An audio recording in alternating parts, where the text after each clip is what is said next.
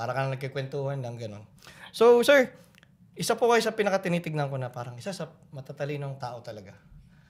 Sir, ito, para sa inyo, sir. Grabe ka naman. Hindi, Magandang lalaki lang. ano na yun, sir? Kasama na yun. Sir, para sa iyo, sir, ano ba talaga ang isang matalinong tao?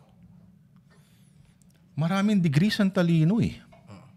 Ang matalino ba ay maraming alam, yung utak niya ba yung tipong maraming laman na impormasyon o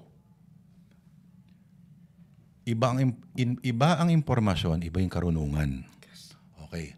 Yung hindi nakapag-aral ay maaring walang impormasyon pero puno ng karunungan. Yun. Kasi parang yun yung pagdating sa Maraming matalino. sa multiple intelligence na yun. Maraming matalino sa kanya-kanyang paraan, no? Yun nga. Mm-mm.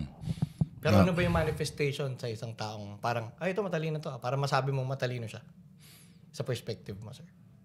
Hindi ko alam, pero minsan gusto ko yung nakaka-appreciate ako ng silences, lalong-lalo na ngayon. Oo, yung